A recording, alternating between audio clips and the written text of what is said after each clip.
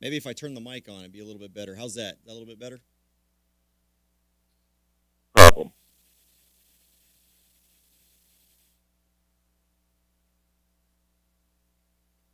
Okay, so those of y'all watching on YouTube, let me know if you can hear me. Okay, we good? Yeah. Okay, hey guys. So welcome today. I've got a special guest I wanted to bring on. I've been watching some of his videos recently and give a little history about where I kind of come from. I used to be a military blogger, so some of y'all have known me for years and know that prior to doing this gun thing, I was very, very big into writing about veterans issues, national security issues, military issues, and really stuck to those kinds of things. And then I was when I was arrested, very low volume. All right, let's fix that then. When I was arrested, that kind of thrust me into the gun rights realm. That doesn't mean I don't care anymore about veterans issues, because I do. I just seem to be focused quite a bit on gun rights stuff. And so when I see something come up that has to do with veterans, it causes me to want to do something about it. And I'm trying to, sorry about that. I was doing a whole bunch of stuff here trying to get ready for the show, and the board was taken. So I'm playing catch up here. I'm waiting for an email to come through so that I can bring up some video that I want you to hear first. Here we go. All right. So I'm going to bring on the show. This is the YouTube channel is External Affairs Houston, Texas region is the channel. And I came across a video that I saw. It was called Arrest VA Police First and Fourth Amendment Assaulted and Kidnapped, Open Investigation. And this was published a little while ago, a few weeks ago, I think. I'm gonna bring Edgar on here in just a minute. So it was 2 weeks ago when I saw this, and I kind of watched the video and I made some comments on it, and Edgar got a hold of me. So before we get started, I want to play this assaulted and kidnapped this audio for you. Hang on, apparently I have to do this first. All right, there we go. But I want you to hear. So here's the basic idea. Here is Edgar was going to the VA. He's a veteran, had an appointment, was coming out and noticed that there's a vehicle out here on the sidewalk, and the vehicle was running. And louder would be nice. Okay, I'm going to try to go louder. I don't know. All right, is that a little bit better for you guys? I've got my volume at max. So let's hope that that's better. Maybe I have to speak louder. Speak like a first sergeant. What do you think? So I saw this video here, and he was at the VA, was at an appointment, came out, saw a vehicle running, a VA police vehicle running, and he went out there and he's just making a video about what he believed, and quite frankly what I believe, to be a waste of taxpayer money. If there's nothing that annoys me more, it's the waste of our tax dollars. And so he was trying to figure out, well, what the heck is going on? Why is there a vehicle out here running? Now, I understand why sometimes police officers will leave their cars running, because everything is tied into the police unit or the cruiser unit. And when they're going on a call, if they have to get out for a few minutes and answer a call, that can really ruin the computer equipment if you're constantly switching it on, off through that kind of power. And so a lot of times the police will leave it on. But apparently there was no emergency here. There was no call. This was just a VA police officer who was literally just shooting the breeze.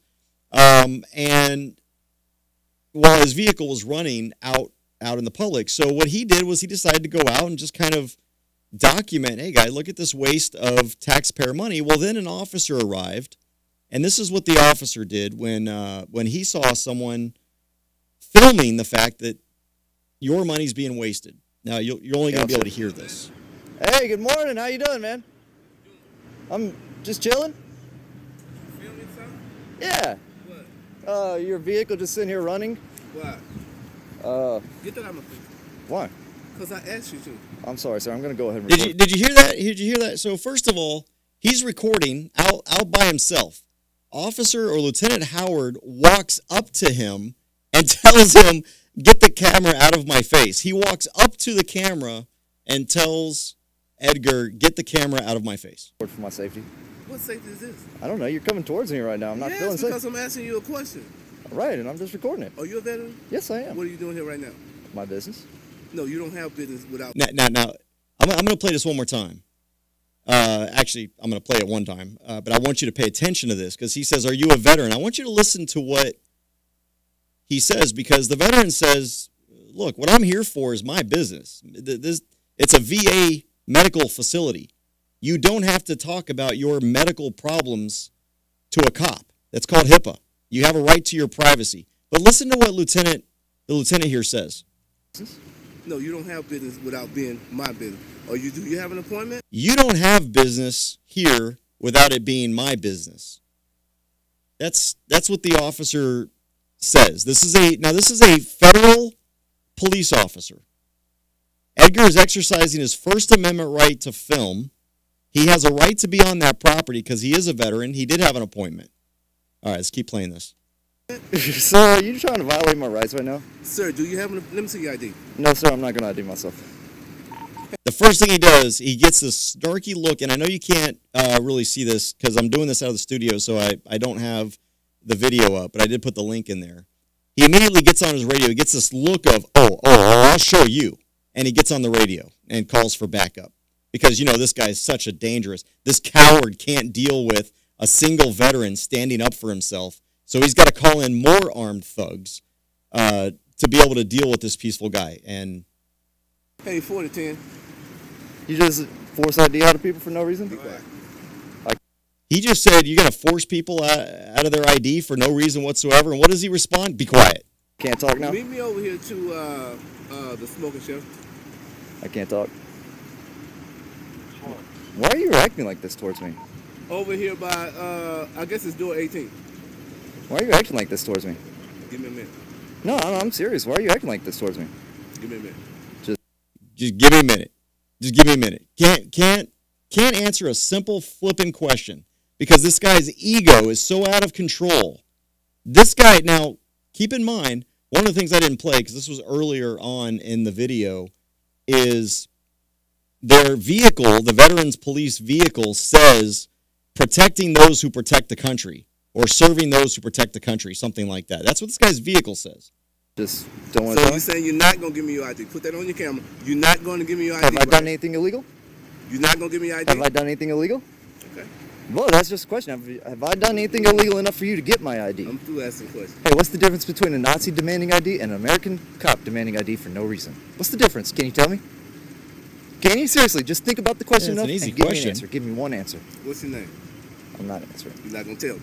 No. So What's your you're not name? gonna- Lieutenant Howard. There you You're go. not going to give me your ID if you're not going to tell me who you are. How about this? I'll let you Give call me me a minute. John. How about that? Give me a minute. Is that Give me a enough? minute. No, give me a minute. Stay right there. Give me a minute. Oh, I'm being detained now? Are you detaining me, officer? Are you detaining me? Give me a minute. If not, I'm going to walk away. No, don't move. So I'm being detained. Don't move. I need Don't an answer move. on that. That's up to you.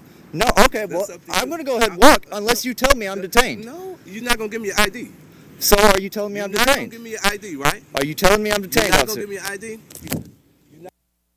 So what just happened there? And again, I'll put the link in the chat room again, and I'll also put it underneath the description of the video. What just happened there was the cop slaps the guy's camera out of his hand and arrests him, sticks him in cuffs. That is what just happened that you can't really see. And I've got a program on my computer. I probably should have done this for my computer so you can see the video at the same time I do. But he slaps the camera out of Edgar's hand. Now this isn't the first time, so I'm going to bring on. I've got Edgar on the phone here, and he runs again. The channel is called External Affairs Houston, Texas, and he's a veteran. He took an oath. I would imagine Edgar did. Welcome to the podcast here. Did you take an oath when you joined the military? Oh, absolutely, I did. Okay, I just wanted to make sure because I'm pretty sure every American takes an oath. And so, what is your belief on that oath? My belief in the oath is not just that I took it when I was wearing that uniform during my service. It applies to me now just as much. I feel that oath was a lifetime oath. I feel that oath means to me to protect Americans' liberty and freedoms, no matter the cost, even at my own life and peril, if that's what it takes. And sometimes it's sad. A lot of people seem to think the only way I can do that is with a flag on my shoulder and a uniform on my chest. But being just an American citizen and now a veteran, I feel it more than ever is necessary to defend those freedoms. And that's how I take my stand on the oath. Now, this didn't start. If there's overmodulation, I'm sorry. Everyone's either telling me it's too loud or it's too. All right, you're just gonna have to turn up your speakers. I'm gonna turn this down so it's not overmodulated. I'm hoping they can hear me. I hope they can hear you. Let me just turn mine down. All right. This didn't just start with this incident. You've had issues with the VA. Go back and tell us a little bit about your history with this, and this is specifically to Houston. Yes. All I've really dealt with, I've dealt a little with other VAs, but Houston's Michael E. DeBakey Veterans Medical Center in Houston, Texas is the primary one that I've dealt with. I'm a patient that goes there on a regular basis. It all started, I guess, like I say, when I first came out of the military, I felt, my obligation was still there just as much as it ever was. And I look back at my military service and personally I felt as if the oath I took wasn't truly I wasn't protecting the Constitution from enemies from a domestic place. I went to Afghanistan, but I'll be honest, I just didn't feel like that was my enemy trying to take away my Constitution and my freedom from my American people on my land and my country 13,000 miles away or whatever it is. Yeah. So what happened is, at the time I lived about, or in fact I still do, I live about a block away from the Veterans Center. And I was dating a girl, and she had a little 7-year-old daughter, and I was looking at that girl like she was my own daughter, and I raised her for a good while. And during that time, one time we wanted to go walking our dog out. It was 9:30 at night, so we decided to go walking. And we went walking out just on the public sidewalk, no big deal. And we started walking, like I say, it's about a block away to the VA Medical Center, and they have a really well-lit walk path around a nice, pretty lake. And it's a 7-year-old girl that I'm with. She's my daughter. She likes pretty things. So I'm going to go take her to pretty things. The Veterans Medical Center here in Houston, and this is very specific, a lot of people are going to say that it's a federal property and you're not allowed to be on there. And that's what their stance is going to be. It's going to be like it's a military facility. But it's not. If anything, it's more like the Lincoln Memorial, which is also federal property. You can go there. It's open to the public. There's a cafe you can go eat at. There's a barber you can go get your hair cut at. The gates are open most any time of the day that I've noticed. There's no signage that restricts people. It says private property or anything like that. There's no signage that says no photography. There's nothing like that. The place is very open to the public. And so when I see a well-lit walk path and my daughter wants to go walk around, I'm going to take her. And that's what we did that night. Right. We walked in that gate for probably about 30 seconds before I got spotlighted. And I almost knew it was a cop instantly. And he yells at me, "What are you doing?" And I point to my daughter and my dog and say, "I'm just walking with my daughter and my dog." He says, "Get over here." I say, "What's going on? What's wrong?" He says, "Give me ID." He just up and says, "Give you ID." He doesn't say anything else? Yeah, no. Like, I've already justified what I'm doing there. And he just up and says, "Give me ID." And then my next question is, well, what have I done wrong? What's going on here? And he says, "You're trespassing." This is going to be a theme throughout this this VA policing over here is that trespassing is their go-to for if they don't like you, that's how they deal with you. Okay, so I know Texas law. I'm not real familiar with the federal one, but you and I went through it yesterday or when we spoke, and basically it's the same thing. You know, you have to have signage on the property that says it's private property and there's no trespassing. Well, let's go through that real quick because I've got the federal statute up. So I'm gonna read through the elements and I'm gonna ask you a couple questions and let's find out if you were trespassing. So this is the 25 CFR section 11.411. This is the federal criminal trespass statute, and it says a person commits an offense if, knowing that he or she is not licensed or privileged to do so, he or she enters or surreptitiously remains in any building or occupied structure. All right, now let me ask you this. Were you in a building? Well, first, let me ask you this. As a veteran, are you allowed to be on VA property? Absolutely. Okay. At the time, were you in a building or occupied structure? No. Okay, so Section A does not apply to you. Let's move to Section B. And for the benefit of the doubters out there, it continues, an offense under this subsection is a misdemeanor if it is committed in a dwelling at night. Were you in a dwelling? Absolutely not. Okay, but it was at night, but you were not in a dwelling. Otherwise, it is a petty misdemeanor. I don't know what the difference between a federal misdemeanor and a petty misdemeanor is. But anyway, Section B. Let's see if this applies. A person commits an offense if, knowing that he or she is not licensed or privileged to do so, he or she enters or remains in any place as to which notice against trespass is given by. Now, before we go into the subsections, once again, are you a veteran? Yes, I am. And were you allowed to be on veteran property? Yes, I am. All right. So, were you given notice by actual communication to the actor? In other words, did someone tell you that you were trespassing, that you were not allowed to be there? Before the officer said, "Get over here, let me see your ID." No, absolutely not. Okay. Section 2. If you were given notice by posting in a manner prescribed by law or reasonably likely to come to the attention of intruders. Did you see any signs? Are there any signs? As familiar as I am with the property, and that's absolutely 100% familiar with it, there is no signage anywhere around the gating on the entire length of the property that says no trespassing. Okay, and that leads me to the third section, a subsection that says given notice by fencing or other enclosure manifestly designed to exclude intruders. Did you jump a fence? No. Did you break a lock to open a gate? No, I did not. Okay, so that is the entire federal statute. I mean, there's a Section C, but all that is what the crime is if you violate the rest of it. So you definitely weren't trespassing according to federal law. So that means that we have to move kind of to state law, which is 3802.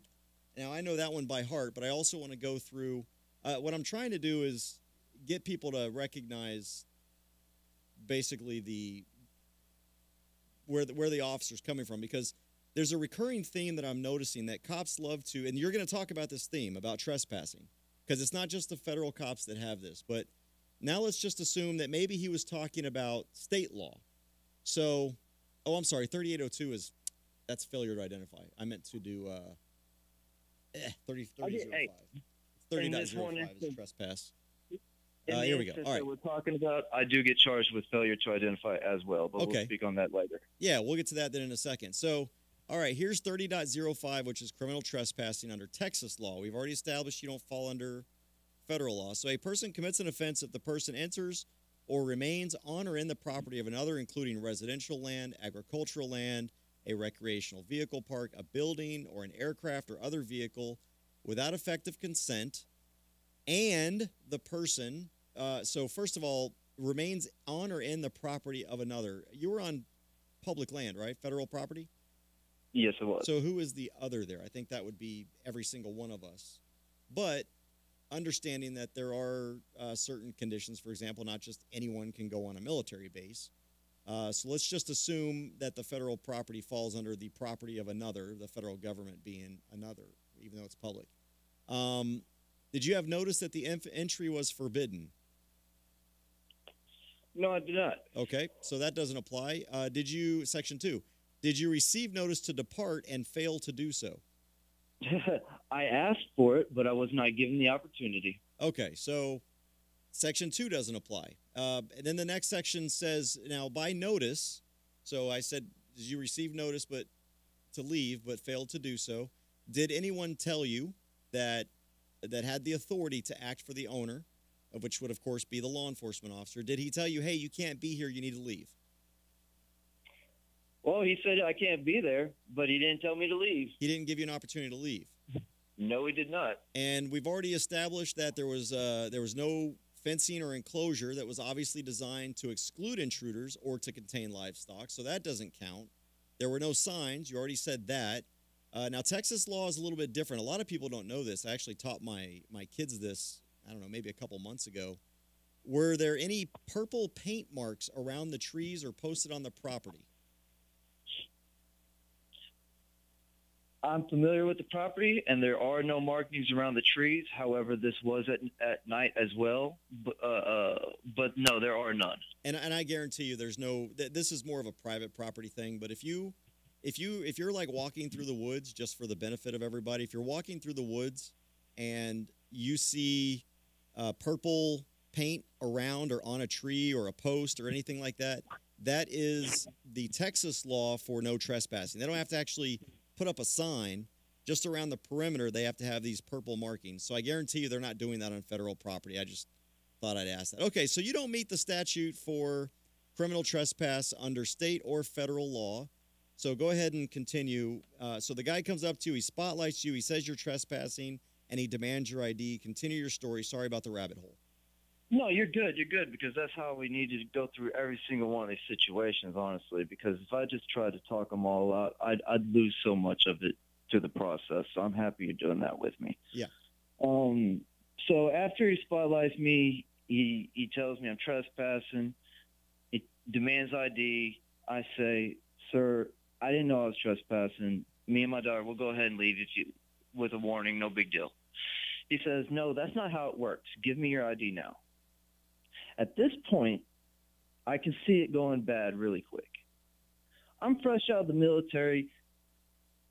I don't really want to talk about everything that's happened, but look, I don't have good memories of hostile action towards me, okay? You know what I mean? Yeah. So this guy's coming at me, and I'm like, and I take my little daughter, I tell her, you go outside the gate. And that's probably about 100 feet away. I tell her, go outside the gate and wait there for me safely, because this man seems like he's about to go crazy. And you had your dog also, right? Yeah, we had my little dog with us. So just like everyone that's always up to no good, you brought your daughter and your dog with you. Yeah, when you make it sound like that, it just really sounds ridiculous, right? Right. So she does what I tell her to. She goes and waits outside the gate. But as soon as I say that, the guy looks at me like I'm crazy for trying to protect my daughter, and he says, you just messed up. And he throws handcuffs on me, throws me in the back of the car. And how old was your daughter? She was 7 years old at that time. Okay, what did he do when he threw you in the car? What did he do or say to your daughter? I honestly don't know. I don't know, but because, I was in the back of the car. From what she told me, he just kept badgering her for my name. That's what she could remember, was that he kept badgering her for the name. Wow. So, yeah. Not a great memory for a 7-year-old, Yeah. Well, this is my problem with modern day law enforcement is, they sit here and they complain. For example, you've got the Houston Police Officer Association Chief Gamaldi all upset and pissed off about the fact that people are espousing this anti-cop rhetoric. And yet here they are creating anti-cop people, one 7-year-old at a time. Yeah, I mean, that's a good way to look at it, It's just sad. And there's going to be people who are saying, well, why didn't you just go ahead and give up your rights and identify? And I'm thinking to myself, I'm an American. That's not freedom. Like when I asked that cop, what's the difference between a Nazi and an American cop demanding ID for no reason? It's because there is no difference. That's exactly what they did back in Nazi Germany. If those cops wanted your ID, you'd better give it to them. Well, Anyway. and the other issue here is the idea that a police officer, there's no such thing as civility in law enforcement anymore. And I'm going to speak in generalities here, just so y'all know. I mean, and I realize there are exceptions to this rule. I'm going to speak in generalities, but for the most part, law enforcement, there's no such thing as civility anymore. It's all about authority now, and it's all about whether or not they have the authority, or I'm sorry, whether or not you respect and understand, hey, I have a badge, you're going to do as I say. Instead of going, hey, look, brother, it's 9:30 at night. I know we might not have signs up or whatever, but you just can't be here. Can I give you a ride off the property, or just take the most direct route? They can't be civilized in this way. This guy couldn't have just told you, hey, brother, and treated you like a normal human being. Instead, he had to push his weight around, push his badge around, and become a thug, which is what he did. And the situation would have been totally different if he came at me like a normal person. Yeah. It honestly would have. If he had came out with me in the way you just described, the situation would have ended just the way you had described. Yeah. Peacefulness breeds peacefulness. Hostility breeds hostility. Okay? I mean, that's just the way it is, especially when you're dealing with veterans. I mean, and these cops should be trained for that, I would think, Well, you would think. And that's the problem. They don't Now, you said, what was it that's written on the side of that vehicle? There were some markings on the side of that vehicle about protecting and serving or something like that. I just didn't want to get the... I think I'm pretty sure it's to protect those who served. Protect those who served, right. So this should be the lesson. This is why I do these videos. This is why I put up videos when I have positive interactions with law enforcement. This is why I put up negative interactions, because I would hope that law enforcement can learn from both. And the problem that we have today is that we have law enforcement. Law enforcement needs to be abolished. What we need to go back to is peace officers. And I say that as if the irony here is that in Texas they're all supposed to be peace officers, because that's how they're defined in our law, is peace officer. And yet we've got, now I realize these are federal troops, and there's nothing but force and violence at the hands of the federal government, but that's the big issue. Is we need to go back to to use a weird statement, the Mayberry days. There's a great episode of the Andy Griffith Show, and I'm not so old that I watched these shows. I watched them on Nick at Night, so reruns. But there's a great episode of the Andy Griffith Show where he's asked about having a gun, and Andy Griffith says that he doesn't carry a gun because it creates a hostile interaction with somebody, and it escalates an interaction with somebody. Man, if only we had. I wasn't alive during those days. I can only imagine. I remember what police force was like in the 80s, because I used to be an explorer, and I remember police being more community-oriented back in the 80s. And now I might have just been young and kind of stupid, and maybe I wasn't paying attention because I was an explorer at the time. But I remember doing a lot of actually helping people with flat tires. And again, I'm speaking in generalities here.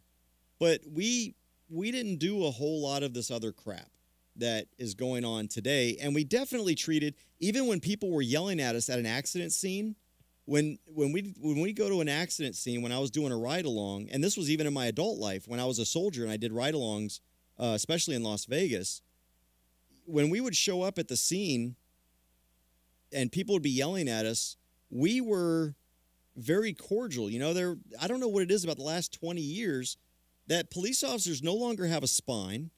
They no longer have thick skin. They can no longer accept the fact that they are not always the most brilliant people in the room. Actually, they rarely are. And now we get what we've got with this case, where you're out walking your dog with your daughter, a 7-year-old little girl, because, again, that's what all hardened criminals do, is they go out there and they, go and commit crimes and stuff with their 7-year-old daughters while walking their dog in a park. And they couldn't just recognize, okay, this guy's probably lost, or maybe this guy just didn't know. And instead of just walking up to you and saying, hey, man, what's going on? Oh, just out here for a walk. Okay, well, just so you know, this is federal property.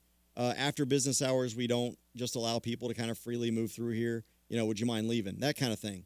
They can't be cordial in that way. They've got to automatically go to, let me have your identification. You will do as I say. Don't resist. Next thing you know, they're using violence against you. They're throwing you in handcuffs in front of your 7-year-old child, and I'm sure she is absolutely mortified.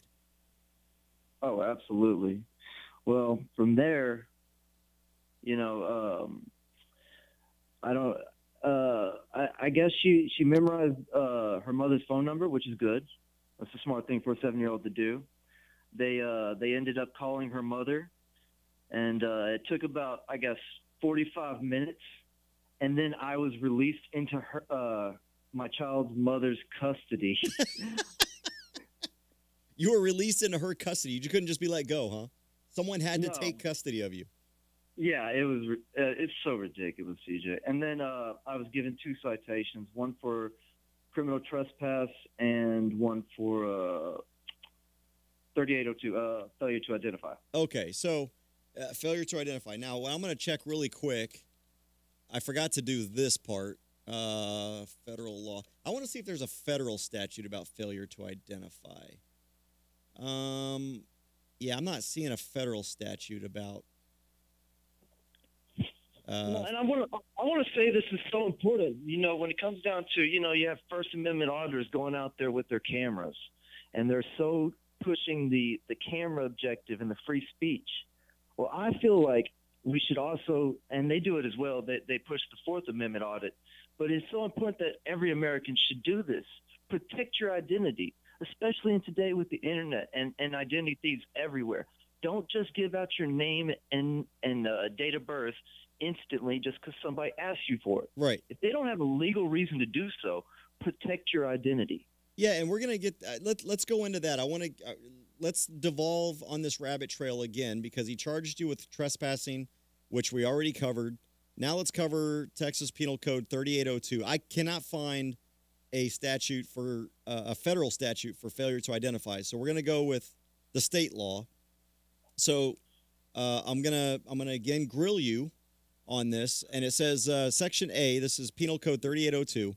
A person commits an offense if he intentionally refuses to give his name, residence address, or date of birth to a peace officer who has lawfully arrested the person and requested the information. Now, were you arrested? That's an easy answer. Yes, it was. Yeah, you were arrested, but there's a word there. There's an adjective called lawfully arrested. What crime were you arrested for? And it can't be trespassing because we've already shown that the elements of that crime don't exist. Yeah, so what basically failure to identify in this phase is unlawful to charge me with. Yes. So you weren't lawfully arrested; you were just arrested. Yes. And that's what a lot of people don't recognize.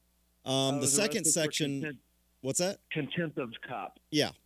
So the second section B, a person commits an offense if he intentionally gives false information or a fictitious name, residence, date of birth to a peace officer. Again, there's that word peace officer, by the way, who has, one, lawfully arrested the person. So did you give false information?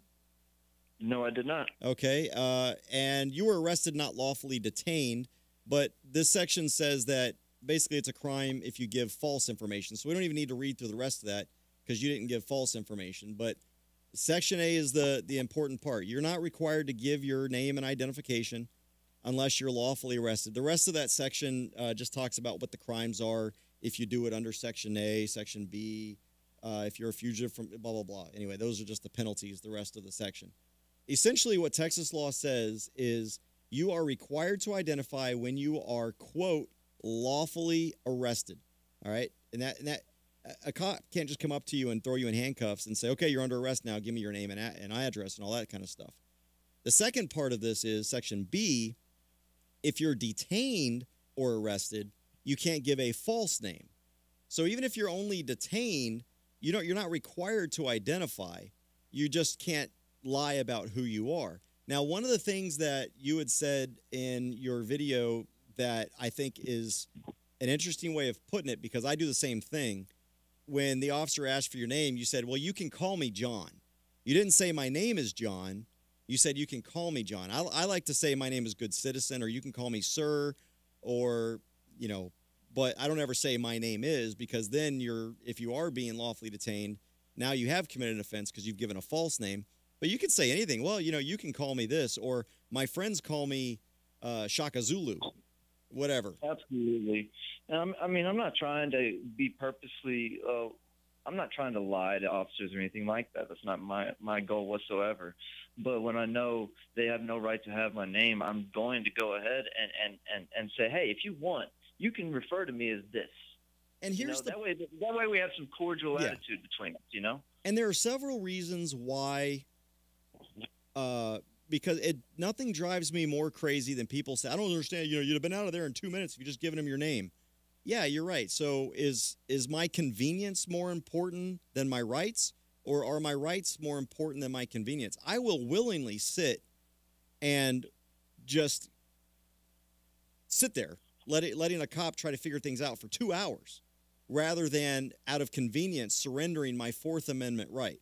Now, generally, when this happens, I'm exercising my Second Amendment rights, and that's why, cops are asking me for my identification. But some people are filming. Some people are just minding their own business, watching something, or some people might even just be the passenger in a vehicle that gets pulled over for speeding, and they're not doing anything against the law, and they get demanded for identification. But either way, the people who say, why don't you just give up why is that so difficult? The problem with that is, why is it so difficult? Why are you even, the question is the problem itself, and the fact that society has been brainwashed. Because the question they should be asking is, well, why are they asking for identification to begin with if a person isn't breaking any laws? And that should be if you believe in freedom and you understand the principles of liberty, then your question shouldn't be, I don't understand why you didn't just give your ID. The question should be, why is the government asking you for your identification? And I'll tell you why. The government is asking for identification because they're going to generate a report. That report is going to have your name on it. Well, the next time someone stops you, they're going to generate another report, and it's going to have your name on it. And eventually what's going to happen is they're going to create a file on you, and you might never have ever even been accused of committing a crime. But eventually what's going to happen is they're going to put a flag on your name. And when they put that flag on your name, the next time you get stopped, and maybe you are making a mistake, let's say you are speeding 5 miles over the speed limit or whatever, and generally a police officer won't ticket you for 5 over the speed limit, but he pulls up the screen and he gets your driver's license because you were 5 over the speed limit, and he's going to write you a warning. But when he pulls up your name, it shows how, quote unquote, rude you've been to these police officers in the past, and what they call a nuisance. And so now the cop that would have normally given you and anyone else a warning about something is now going to extort money from you and write you a ticket, so that you have to go to court and either pay an attorney or take time out of your day to go and defend yourself, and then potentially have to pay a fine after you're found guilty of whatever the offense is. And so that's why you don't give your name, and you don't get, if you're not required to, because then what they do is they put you in the system and you become, oh, this is a guy who he wants to assert his rights, so let's teach him a lesson. And it becomes one of those issues where the bad cops the good cops suddenly become bad cops because they're going to teach you a lesson. Oh, you won't give us your ID? Well, now I have it. Now you're required to give me your ID, and I would have given you a warning, but I'm not going to now because you didn't bend over and kiss our boots when you had an opportunity to. Yeah, if I may say something on that for a second, CJ. Yeah, no. This is a chat with you, and you don't have to agree with everything I'm saying here. No, and I try to put it to people who say it like this when they say, why don't you just give them your name? Why don't you just go along with what they do? It'd be so much easier. And I say this. we could have the perfect world if we just went ahead and made a true police state out of the place and let cops go through every single house in America, search it, find all the drugs, find all the criminals who have warrants, find all the pedophiles, get them off the streets. We can do it. We can do it right now. All we got to do is give up every right that we have. But why don't we? Because don't they mean something to us? Yeah. I mean, honestly, we could go that route. We really could. And I guess to those people who say, why don't you just give in? We could get that perfect world for you. But I think somewhere out there, there's those people who actually care about the freedom, and they're not going to do that because it's more important to them. Well, and where does it end? And again, I am a huge fan of the Socratic method when it comes to people asking these questions. Why don't you just give up your ID? Well, why should I give up my Fourth Amendment rights? And by the way, where does that end? So if you believe that I should comply when a police officer asks me for my identification because I have, I'm not breaking the law, I've got nothing to lose, right? I mean, I'm not doing anything wrong. What should it matter? Okay, well, what if a police officer asks me to search my car? Well, hey, I'm not doing anything wrong. I don't have anything illegal in my car. Sure, go ahead. Or what if an officer shows up at my front door and says, hey, I need to search your house for drugs, child porn, whatever, you name it. Well, sure, I'm not doing anything wrong. Come on in. Hey, I need to strip search you and make sure that you don't have any drugs up your arse. Well, okay, I don't have any drugs up my arse, so sure, go ahead, stick your finger up there. Where do you draw the line? Because aren't they all the exact same thing? If you're not doing anything wrong, just obey. Eventually, there is no line, though. That's the point. The point is there eventually is no line. And if you're willing to give up the little things, don't be surprised when all those little things add up to a big thing, and the next thing you know, you end up with a situation where there is no freedom at all. Look at what's going on. So, as a matter of fact, I'm going to play a clip. I'm going to bring this up here while I'm talking. I've been paying a lot of attention to what's been going on in New Zealand, and this just occurred to me, what we're talking about, because here it is. Nope, that's not it. I was watching some interviews from New Zealand about people who, there it is, I found it, about people who are about to have their gun rights taken away. And I want you to hear a clip from a guy about why it's important to stand up for your rights now, even if your rights are not being violated. For example, I'm allowed to walk around. It's not against the law for me to carry an AR-15 walking around in public. And people always ask, I don't understand why you do that. You've got the right to do that. And nobody in Texas is trying to take away your right to do that. I mean, not yet. But this is why. Listen to this clip out of New Zealand. It's the guy after the announcer. The cabinet will consider banning private ownership of semi-automatic rifles like the ones used in the Christchurch shootings. There will be no opposition to it because there's no movement here in New Zealand for that. Did you guys hear that? I'll be honest, I could barely understand that guy. I'm gonna pump up the volume a little bit more, and I'm just gonna play his segment. There will be no opposition to it because there's no movement here in New Zealand for that. All right, he said. So they were asked, the reporters talking about how they're going to pass these gun laws to ban semi-automatic weapons, and what the guy says is there's not going to be any opposition to that. In other words, the politicians are going to be able to pass this law because, let me play this section one more time, just that one section. Why are they going to be able to do it unopposed? Because there's no movement here in New Zealand for that. There's no movement here in New Zealand for that. So the people probably thought that their rights were secured. And so they probably didn't think there was any reason to have something like an Open Carry Texas or a Gun Owners of America. And yet now, here is the politicians talking about moving within 72 hours. You can't mobilize a movement in that. By the time they get mobilized, the law is going to be passed. There's no one that says, hey, I represent X million members, like the NRA or GOA can say. I represent millions of people. Or, hey, we represent 45,000 Texans, like Open Carry Texas would say. And that's why we have to stand up right now. Because if we don't stand up right now, there's not going to be a movement to protect our Fourth Amendment rights in the future. And you've got to protect them while you have them, because once you lose them, it is extremely difficult to get that back. Once you lose a right, it is extremely difficult to. I mean, look at the fight to get our gun rights back here in Texas. To be able to carry without a license. It is incredibly difficult. But guess how easy it was back in 1876 to take away that right? It was just a swipe of a pen. Yeah, if you lose a right these days, it's pretty much gone forever.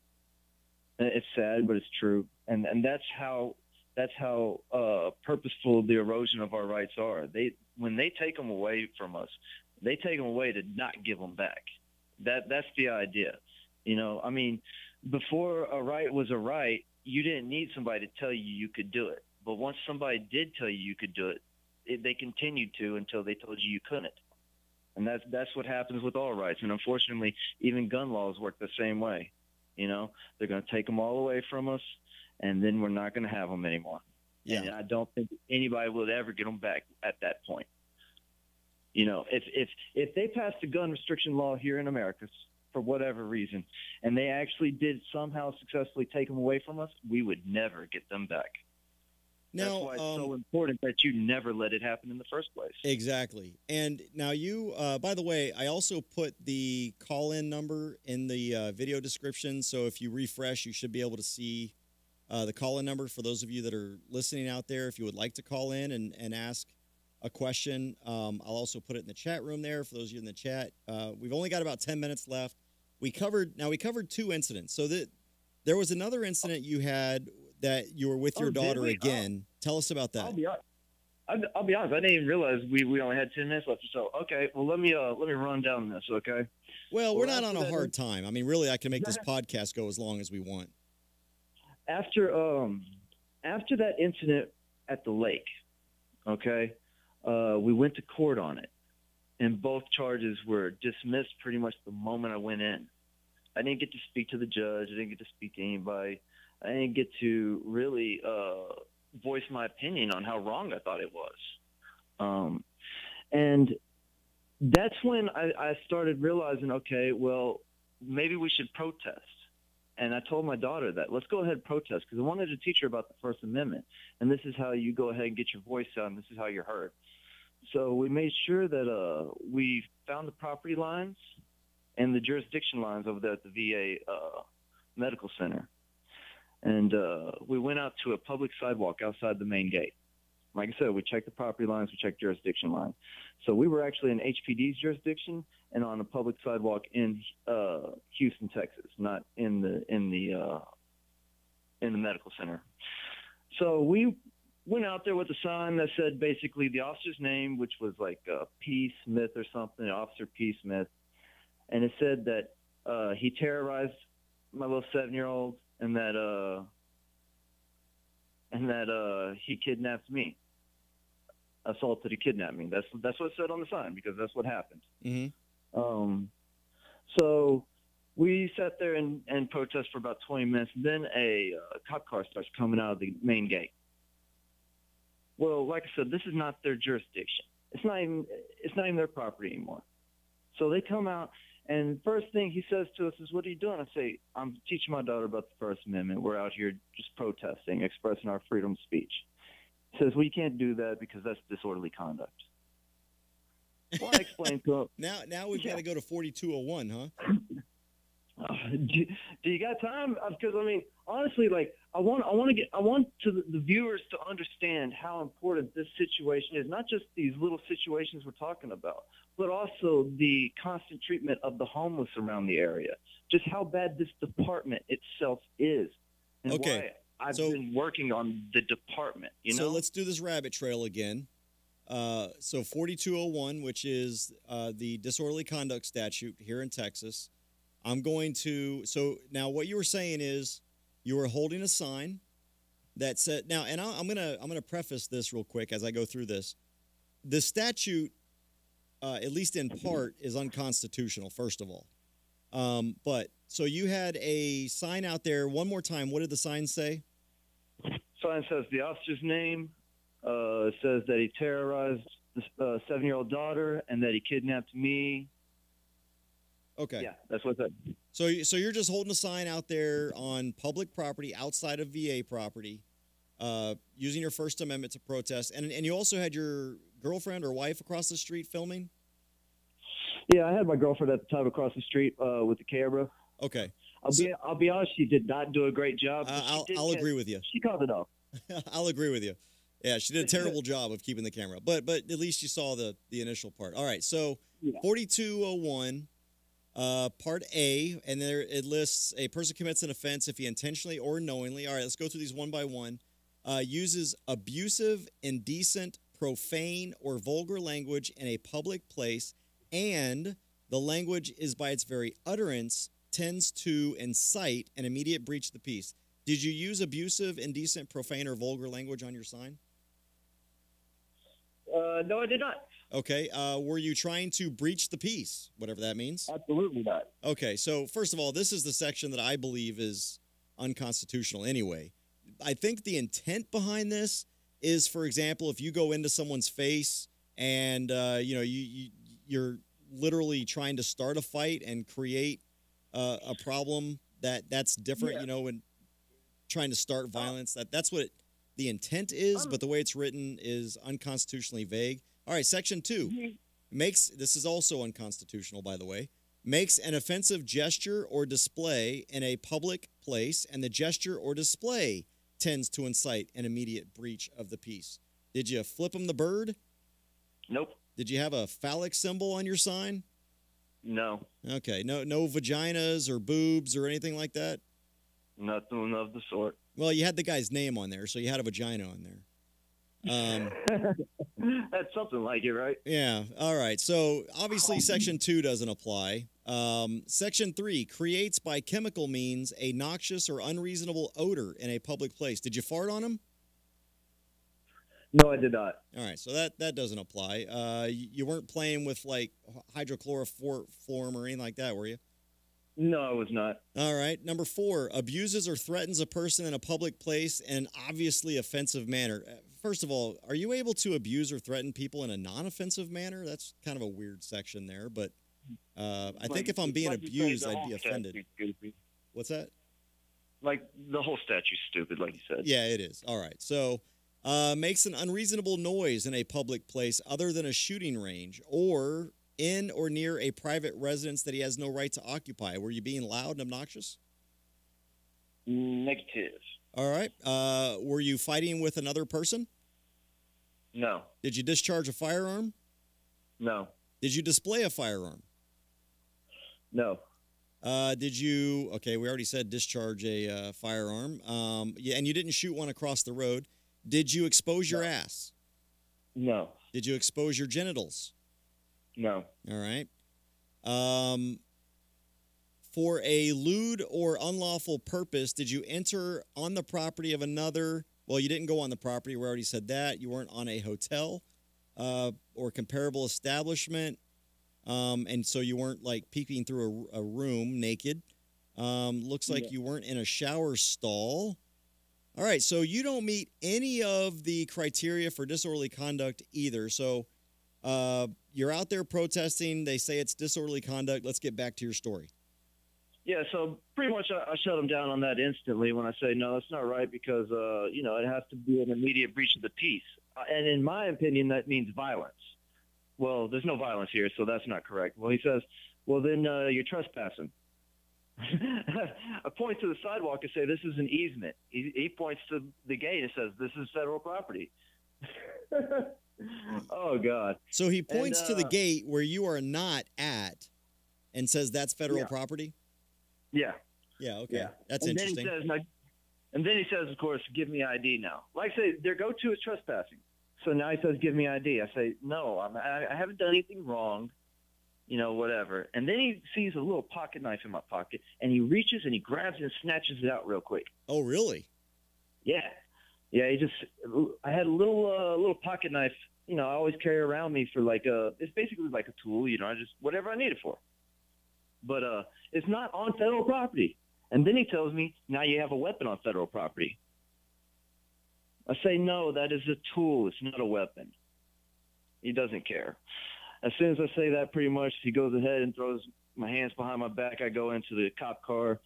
So this is the right second before I do, time. though, This is the second time you've been shackled, assaulted, and kidnapped in front of your 7-year-old child. Yep. But this time, they right in front of me, they tell her, don't listen to your father. He's got issues. That's what they say to her. And then he's put the handcuffs on me too tight. Like I could feel my nerves shooting into my fingers and everything. And I tell him, I say, man, you're putting these on me too tight. He says, stop resisting. Let me tell you something. I love that. That's like their go. It's almost like it's a mindless reaction. That's their go-to. They're so trained to say stop resisting. Hell, I've got a video of me in Austin, and they're coming up to try and start arresting me. And before they even lay hands on me, they're yelling stop resisting. It was hilarious. Anyway. So yeah, and he says stop resisting. I'm not. Trust me, I don't resist for that exact reason. That's the reason I don't resist. He wanted to hurt me. That's what he wanted to do. I put his buddy's name on a poster, and he wanted to physically hurt me. I honestly thought that was cowardly. If he wanted to actually go man-to-man like that, I think he should take the badge off, if that's how I felt about it. But he didn't want to go that route. He wanted to use his badge to physically hurt me. And he did.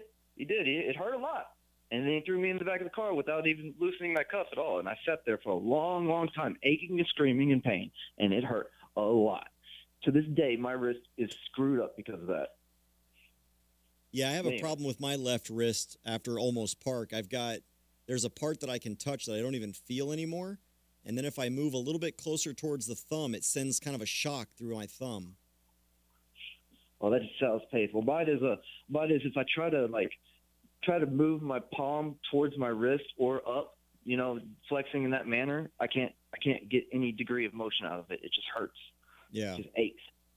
But anyway, so they tell my daughter to don't listen to me. I got issues. And then he says to me, I'm going to take your kid to CPS. All right, if you guys have a question you want to call in, 866-895-6442. We got a few minutes left here. We'll extend a little bit in case anybody's got a phone call in to finish the story and kind of where we're going to go from here. 866-895-6442. It's also in the comments. So he throws you in handcuffs, throws you in the car, and then says he's going to take your daughter to CPS? Yeah. At that exact moment is when I start screaming across the street for my girlfriend to come get her, and she did. So that didn't get to happen. He didn't get to take the kid to CPS, thank God. I think that was just cruel, but whatever. But then they throw me into their jail. They take me onto their jurisdiction, onto their property, and throw me in their jail cell. And I sit there, I don't know, for probably about an hour or so. And in the end, they cut me 3 tickets, one for trespassing, one for possession of a weapon on VA property, and one for unauthorized demonstration on VA property. Basically, all of those dictate I was on their property. Every one of them. Yeah. Well, I go to court on it, and the same thing that happened before happens again. They refuse to hear me. They throw my cases out, and I'm kicked out of the court as quick as possible. Obviously, the DA knows something's wrong. I don't know. So then that happened, and then I don't know. That I'll be honest, that kind of screwed me up for a little bit. But here recently, I keep seeing them mess with the homeless that come in there, and they do the same thing to them, the trespassing, that type of thing. I think they leave the gates open on purpose so they can come in and then mess with them and kind of filter them out of the neighborhood through warrants and such what. And I bet a lot of these homeless are probably homeless veterans too. That's exactly who I'm talking about. Those are veterans those are the homeless people that come onto the property that seek the warmth from the cold and the air conditioning from the heat. Those are the ones that do. The people who are seeking help and refuge from the very people that extort tax money from us to help those that are seeking refuge. The veterans. Yes. That would be if we had a department of homeless services and they weren't, anytime someone came to them for homeless services, they would arrest them or kick them out. It just, yeah. Yeah.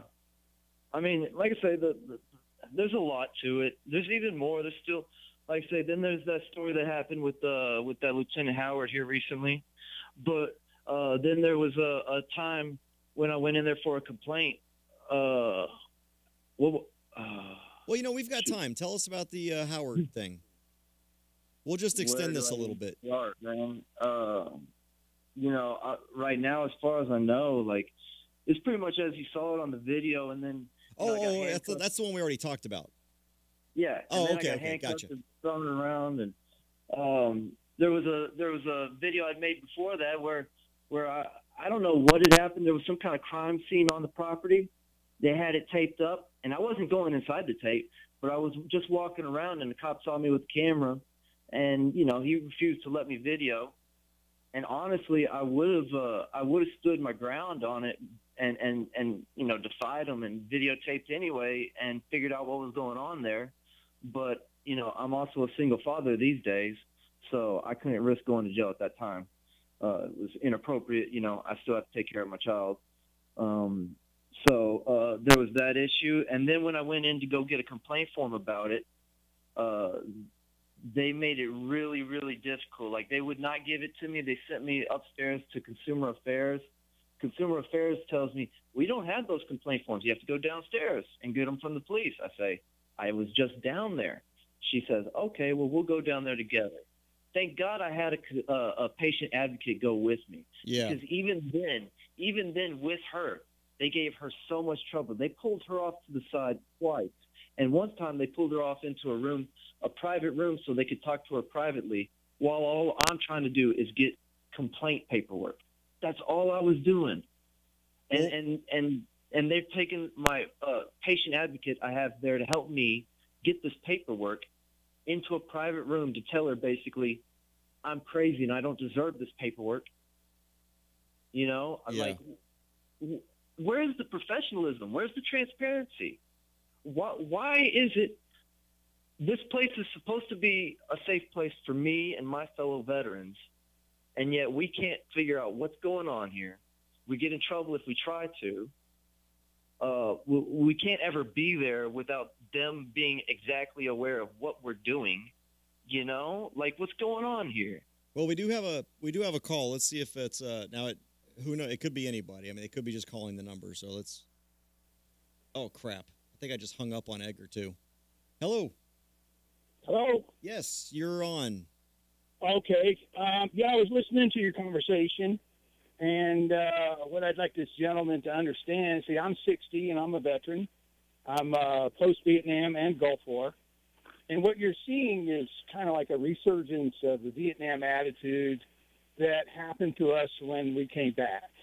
I'm post-Vietnam, and I got to enjoy all of the things that people did to me, and I still get to enjoy it to this day because people continue to treat me because I'm a veteran, and there's just a hostility against veterans, and I blame everything on Vietnam.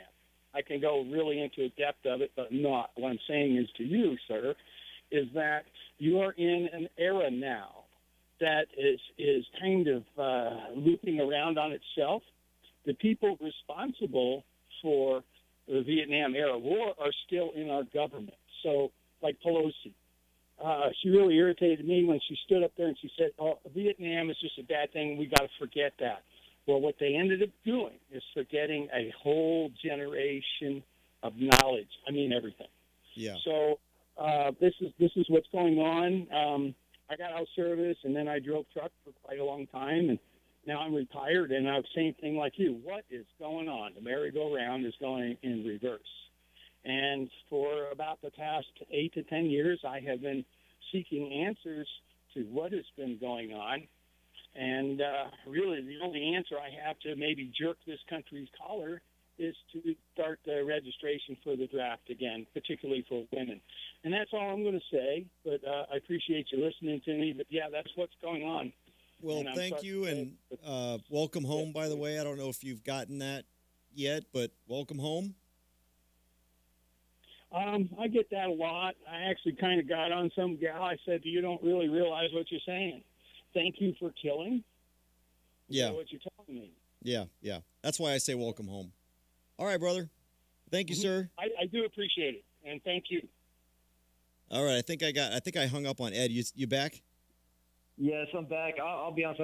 I missed a lot of what that man had to say. Could you? Oh, well, Just essentially what he was curiosity. saying was that a lot of what we're seeing right now is a result of what happened during the Vietnam era, and a lot of those people that are responsible for the failed war in Vietnam are now still in charge, and they're still in charge of the VA, they're still in charge of the government, and that's why all these problems are kind of looping around again right now. Oh, okay, I got you. So he's All right, a well, Vietnam brother or veteran from that. So That's a cool insight. That's awesome insight to hear from another generation in there. Yeah, that's awesome that he called in to talk about that.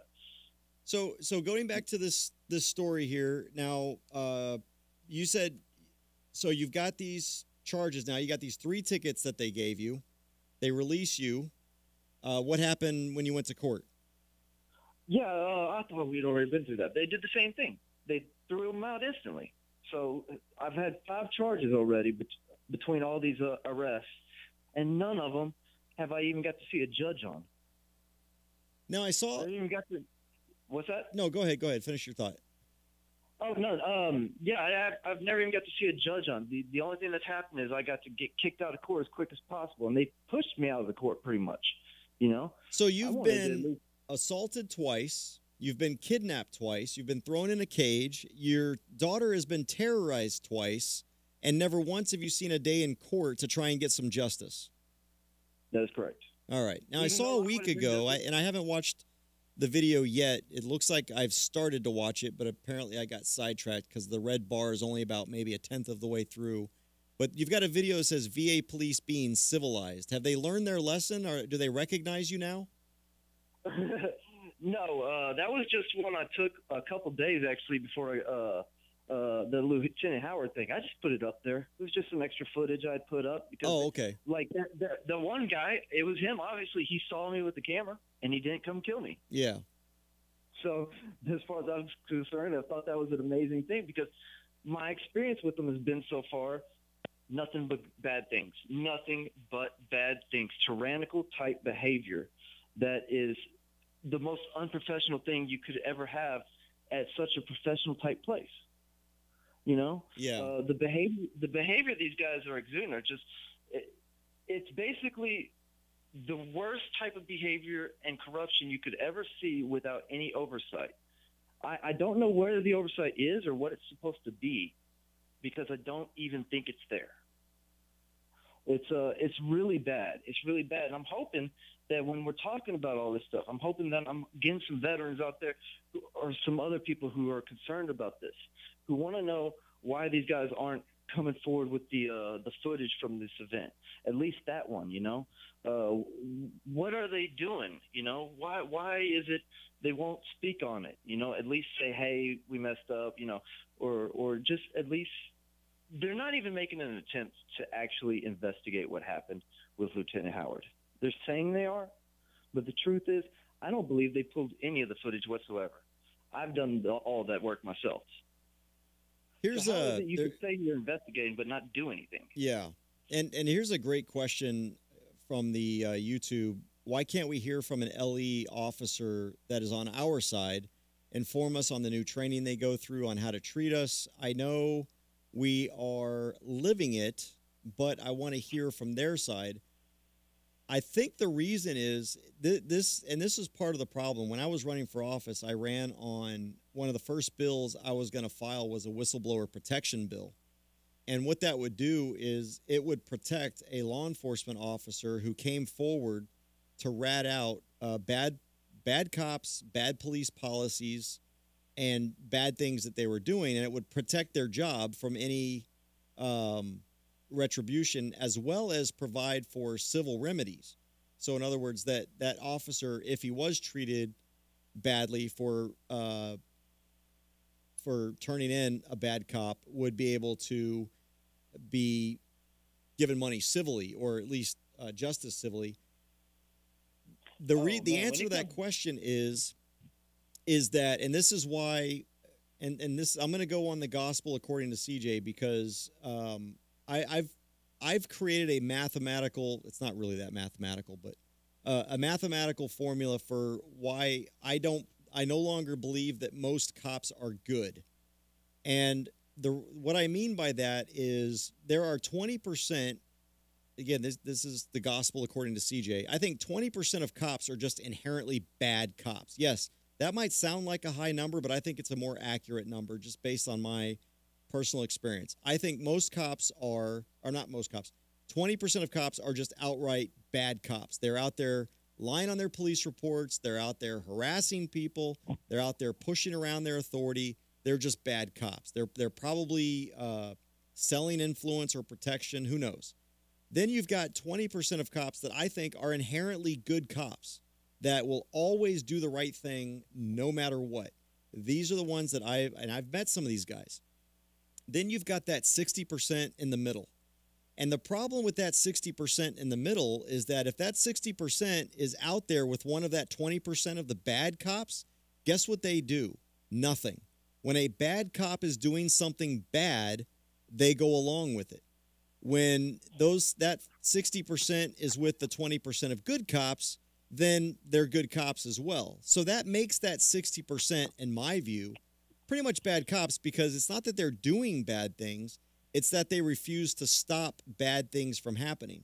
Case in point, when you were out there with your daughter the first time, when you were out there on the trail at night, did they ever bring any backup, or was it just you and that cop the whole time? Once I was in the car, some more people came out. All right. Did any of those cops tell the other officer, hey, look, leave the guy alone. Just let him go. Tell him he's not supposed to be here after dark. We don't need to charge him with any crimes. Did they tell the cop, look, dude, you're wrong? You know, I couldn't testify to that because I was in the back of a cop car. Okay, I'm going to assume they probably didn't because otherwise you'd have been let go. So those cops, in my view, are classified as bad. Okay, we'll go to one that you can testify to, and that is when you went out there to protest with your daughter and the police showed up. How many police officers put their hands on you? 2 of them. 2 of them. And how many were there total? 2 of them. Weird. So 100% of those cops were bad cops. Yep. And then when you were filming the running police car recently, and Officer Howard, Lieutenant Howard? Yeah, there was Howard, and then another sergeant, I don't know his name, came up as his backup. Okay, and did he try to tell the lieutenant, hey, sir, he's not doing anything wrong, let him go? To be honest, I think he might have when he realized how bad it was getting. Okay, now, see, there's a good cop then, if that's what he did. I can't guarantee that because I was in the back of the car, but the way it just seemed like the situation ended a lot more abruptly than I thought it was going to with the way he was acting. You know what I mean?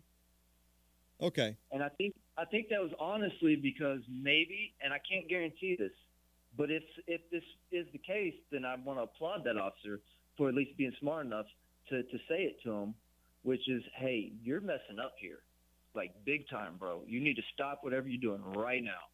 You know, it would have been more professional and awesome if he had just done it right then, right there, as soon as he found out, you know, he had nothing he was holding me for. But the fact that he even did it while I was in the car and couldn't hear him, then that would have still been cool. But I can't guarantee he did that. I can't. And the reason I'd say that my numbers are pretty accurate, there's a video, there's a guy that he kind of cracks me up. I don't agree with him the way he does things at all, but he's great entertainment. His name's Eric Brandt. He's one of the First Amendment auditors and stuff. But he goes around flying these flags and he says, Happy F a Cop Day or something like that.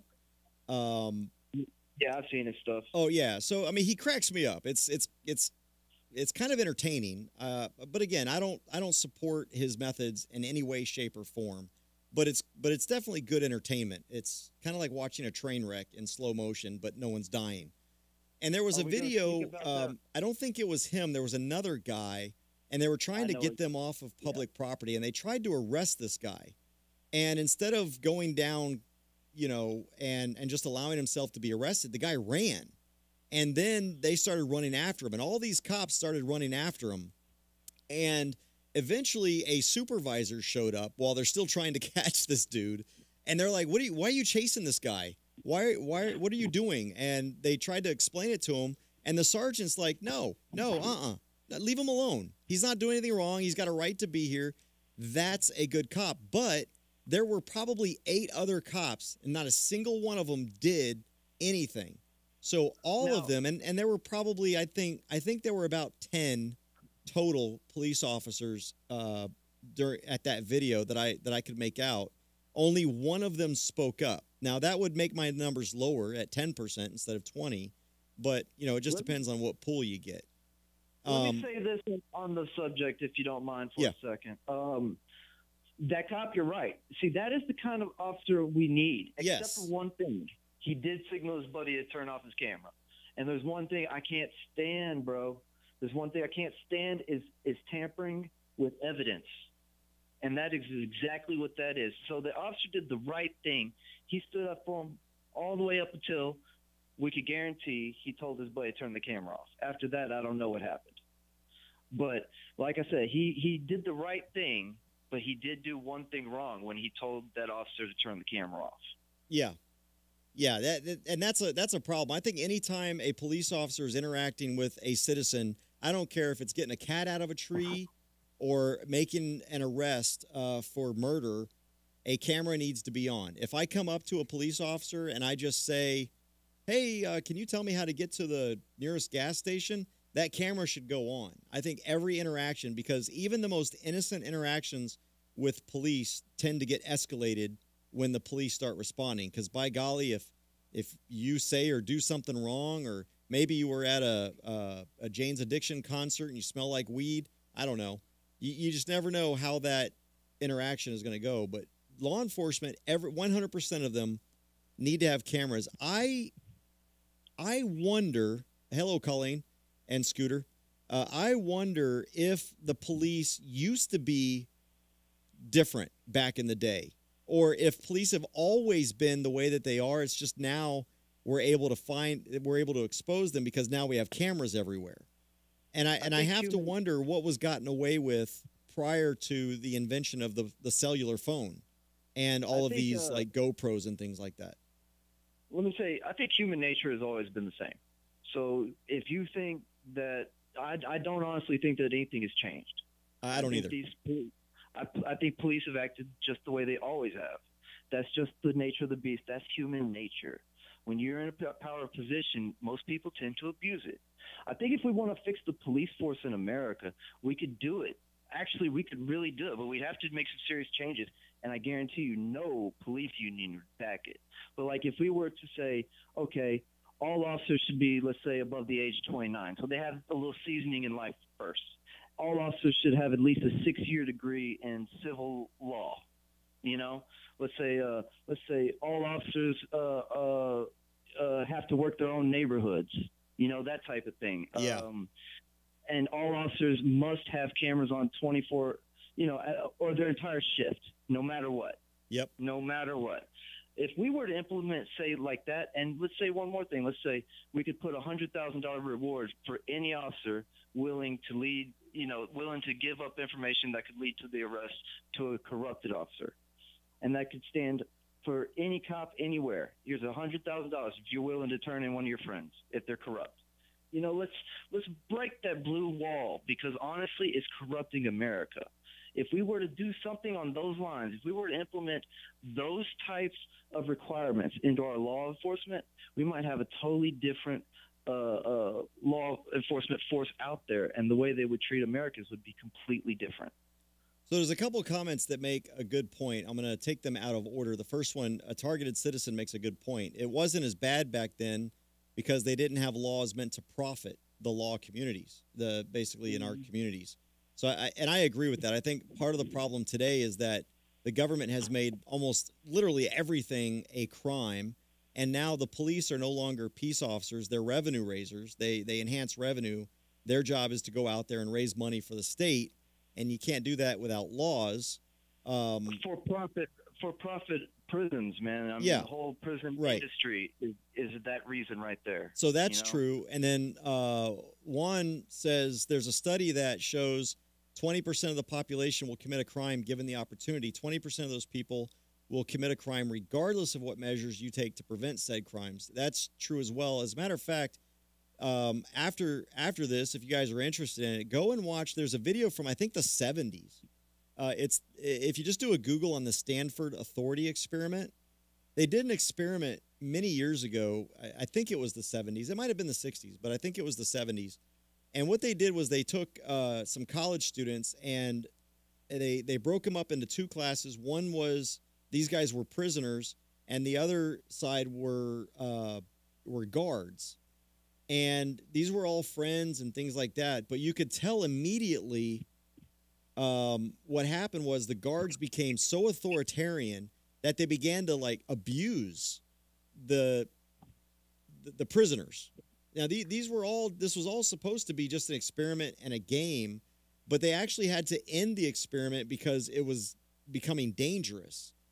It got very serious. It got very serious. It's the Stanford Authority experiment. Actually, I guess I can Google that right now and find out when it was. You know, while you talk about experiments like that, there was one more as well, CJ. 1971. That's when it was. So yeah. I do not remember the name of it by any means. Maybe you can Google it. But there was an experiment where they would bring in random people that were supposed to send electrical shocks to a person in the next room, right? And each shock they would send would get progressively higher and higher and higher. Now, the person in the other room would just scream. They weren't actually getting shocked.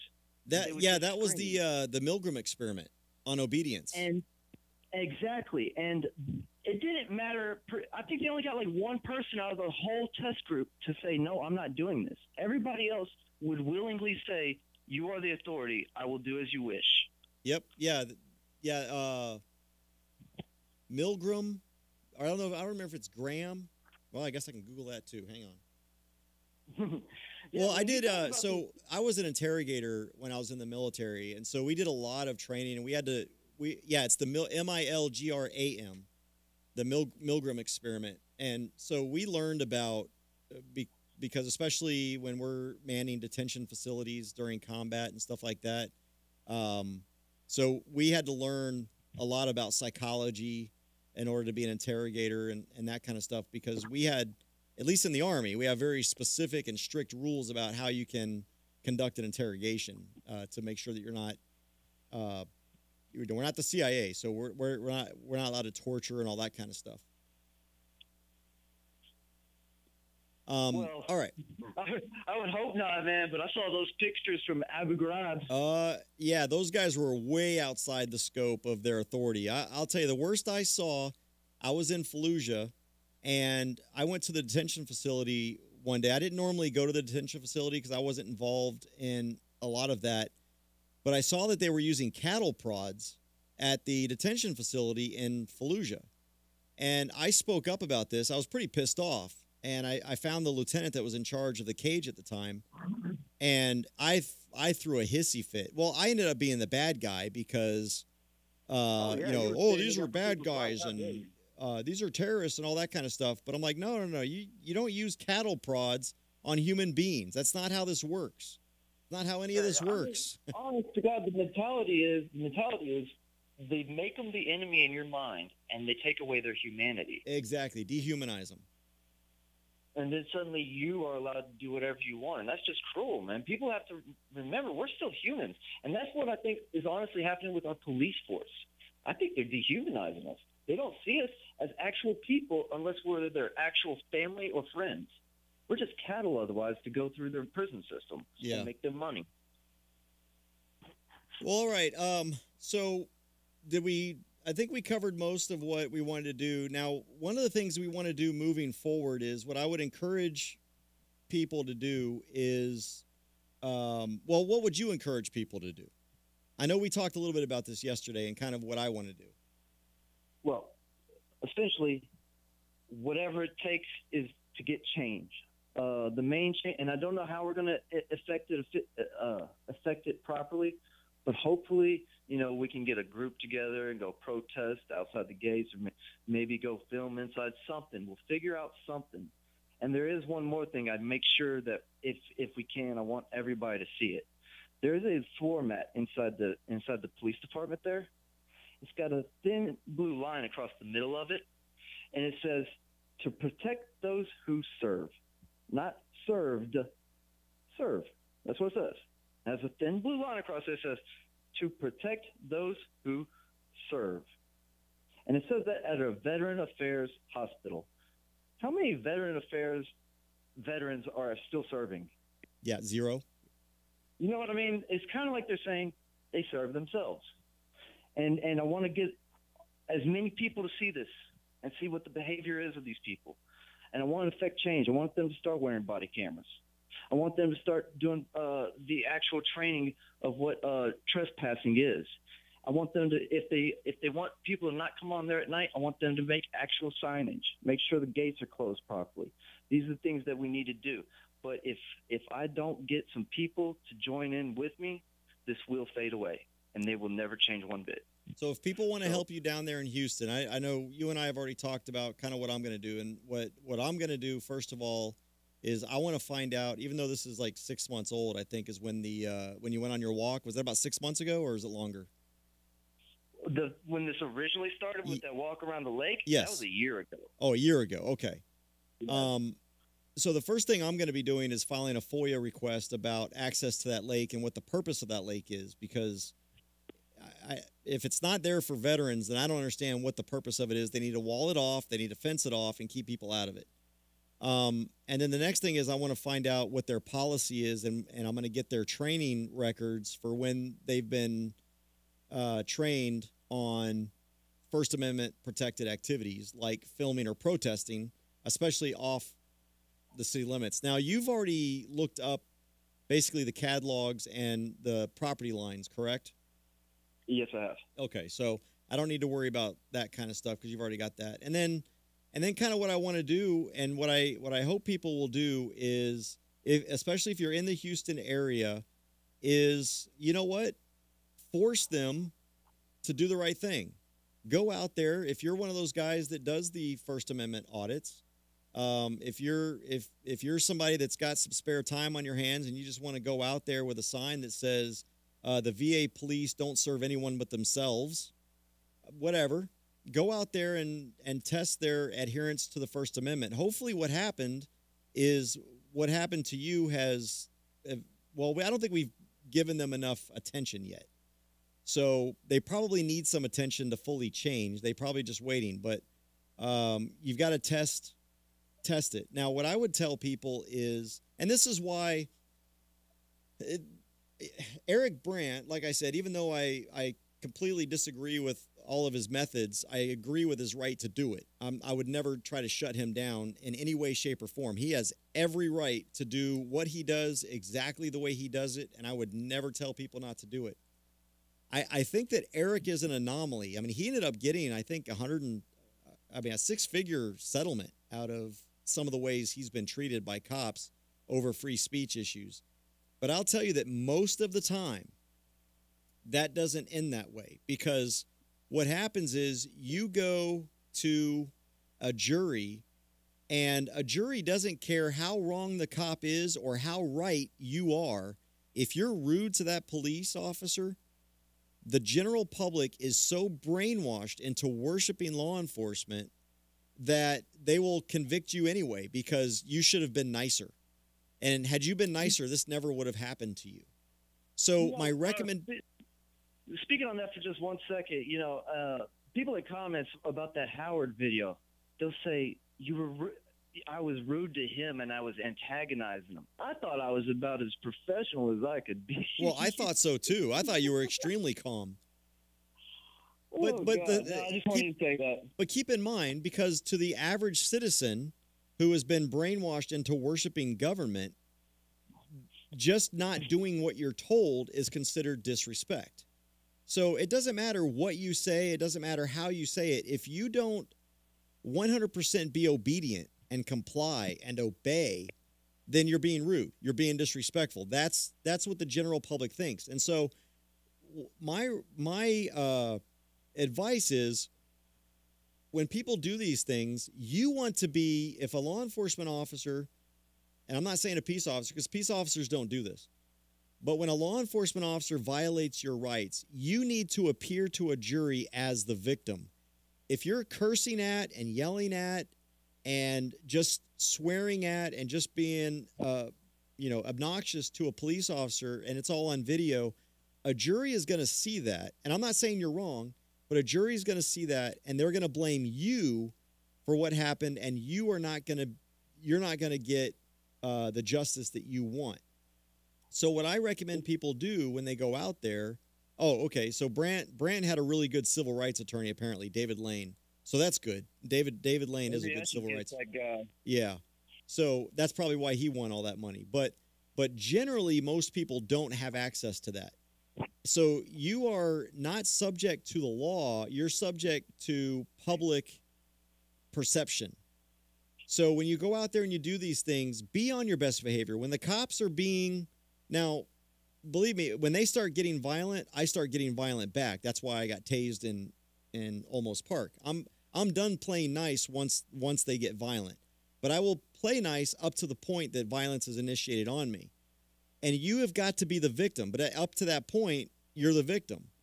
And so don't go out there with signs that say F the police. And you can. I'm not saying you can't. So don't get me wrong here.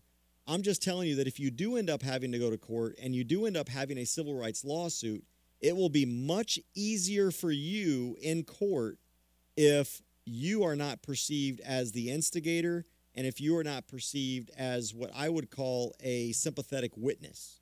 So you want to be a sympathetic witness. You don't want the cop to be a sympathetic defendant. It's that, and that's why I tell people, try to be calm and keep your wits about you, but be resolute and stand up for yourself at all times. I was talking to you yesterday, and I'll say this publicly here. I'm at the point right now, because of what I've personally gone through, where every single time I've been arrested, it's been slowly escalated to the point now where I suffer from constant migraines and I've got a headache right now. Constant migraines and headaches due to the actions of police officers. I live with in addition to my combat pain from being blown up in Iraq outside Samawa, now I deal with headaches also, which now I understand what my wife has gone through for a long time because she's had migraines since I think the birth of our daughter. But until there is violence initiated against me, I try to be as respectful as possible. But I'm telling you, I'm done. I'm done playing the game. I have no problems dying for liberty because I would rather live free and it hurt than die comfortably and not have freedom.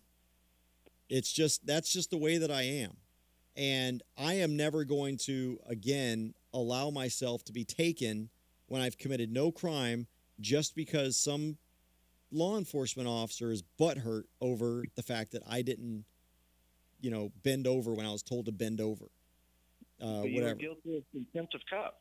Yeah, that's what it is. It's contempt of cop. And so, what's this here? David the Sun Devil says, my story is freaking hogwash. Police officers has torn our family apart. And David, the same thing. In 2013, it nearly tore my family apart. It destroyed me. That arrest, and a lot of people don't know this, but that arrest that was heard around the world, or at least around the state, where I was hiking with my son, it destroyed me, and it almost destroyed my family, because I was going down a road that had a permanent fix, and I left my family. I wanted everyone to hate me, and it was just very difficult. I was a very difficult person to live with because it completely triggered my PTSD. I went into a major down spiral. And this is what the police do. These people have that power. I no longer am going to give them that power over my life. And it might take my life, but I'm going to die on my feet. I'm not going to live on my knees. And it's just that simple. Thankfully, I don't think I'm going to have to worry about that, but who knows? Every time I go somewhere, my wife wants me to call her every hour to make sure I'm not dead or in jail. There's something wrong with that. When I'm a law-abiding citizen and my wife knows that I don't break the law, I know that I don't break the law, and yet still my wife has to worry about me being arrested. Hang on. Let me I'm going to try and put you on hold here. I might hang up on you. I think we got a phone call. Let me see if this works. All right, you're on the channel here. Who's this? Hey, my name is Jake. I like the stream, man. Hey, thanks, Jake. What's going on? What's going on? I like the stream, but I can't enjoy it because my booty itches. So I'll be right back. I'm gonna go get my cream and then I'll come back.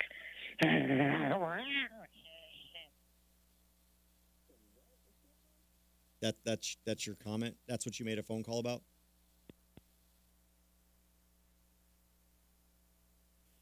Yeah. Well, look, here's the thing. I want everybody to listen or everybody who is listening to understand that what has been happening to me over the past 2 years is happening to many veterans throughout veteran affairs hospitals in America. Because this training and this department is reflective of a bigger issue. And what we need to do, and what I hope I can get sparked here, is enough momentum, enough push to truly affect some change. Like I say, no veteran affairs police throughout the country, as far as I'm aware, wear body cameras. They dilly-dally with their cars all day and don't even have the cameras running in them. There's things that are wrong. You can't ask them any questions, and they all treat you like crap if you try to exercise your rights. So if there's any veterans out there who are listening, I don't know what date CJ and I will work on it, I hope, but maybe we can come together. We can go affect change at this VA. Hopefully I can get a lawsuit brought against them with the evidence that I have, and I have quite a bit that I'm building up as of this moment, along with some all my FOIAs I've put in. But if I can get that work done, if anybody else can help with it or knows about help with it, please do, because this is not just about me. This is about freedom for all of the veterans over there. They should all be treated with respect and dignity. They all went through whatever they went through, and whatever that is, they got what they deserved, and they're owed it. It was in their contract, and they were willing to give up their life for that contract, so we should fulfill it. Yeah. And we should not be fulfilling it with people that are tyrants and treat you as if you're the scum of the earth when you're at a place you should feel safe at. Well, and not only that, but you're at a place where taxpayers are forking over money that is stolen from them in order to protect you and take care of you. So at the very least, they should be good custodians of that taxpayer money and doing what the taxpayers are paying for them to do. By the way, that was a phone call from, it looks like San Diego. It was a San Diego number. So it's probably one of those idiots out there that just, they're just trolls against all the auditors because they have no rights in California, so they want everyone to be as miserable as they are. Poor guys have no guns over there anymore. Oh, they have no gun rights. I mean, if you cross the street, they'll beat you down. So, yeah. I mean, the police run the state over there. You have no rights unless you wear a 10 badge. But there's all these auditors and everything, and I don't really see myself as just an auditor at this point. I really am more of a private citizen. That's what I am. I'm a private citizen, and at this point, I'm investigating a corrupt department. Now, I may go video some cops here or there, they're just whatever, just making sure people are doing the right thing. But honestly, what I really want to be focusing on with my channel is like investigating on stuff. And right now, I think this is the biggest issue for me and the local people that live in my area. If you're a veteran, you're most likely being treated like crap. And I'm not saying it's the staff at the VA. It's the police department. And I've seen many videos across YouTube where it seems to be a recurring issue in every one of them in the way that the veterans are treated by these police. Yeah. And that's all I'm trying to do. I just want to get a little spark going, All right, we're going to try one more time. This is a different area code, so you might not be able to respond yet, so I'm going to play the call, and then I'll bring you back on. Hang on. Oh, never mind. Looks like they dropped off anyway. It's all okay, man. I mean, if people want to talk, I mean, I'd be more than willing to talk to anybody if they have any questions. But All right, so I how mean, do they contact you? The easiest way will be to contact my email address, which is oeddied@gmail.com. OED. Like, it's O and then Eddie and then Ed. O, Eddie, Ed. All right. OEDDIED. Oh, got at it. Gmail. Okay, I just wanted to put that in there as well. And again, tell us your channel. It's Houston. Oh, I'm sorry. External Affairs, Houston, Texas region.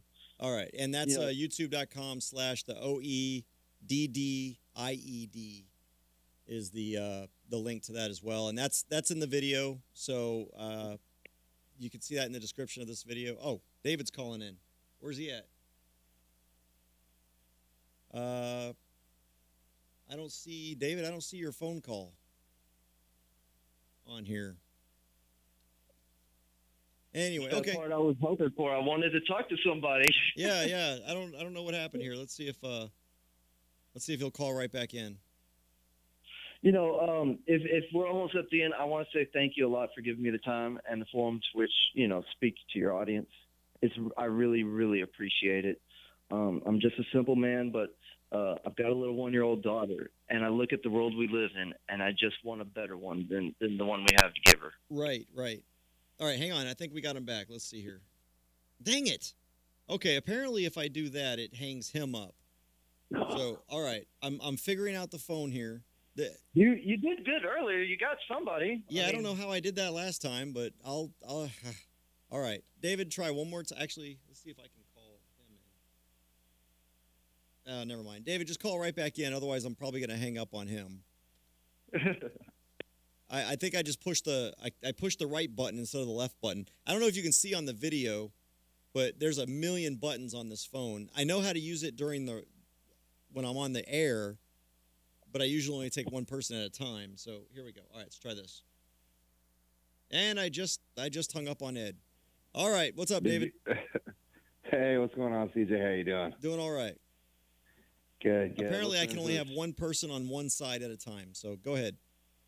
Yeah, no worries. I just wanted to kind of give a little blurb about my situation out here, Copper's Cove.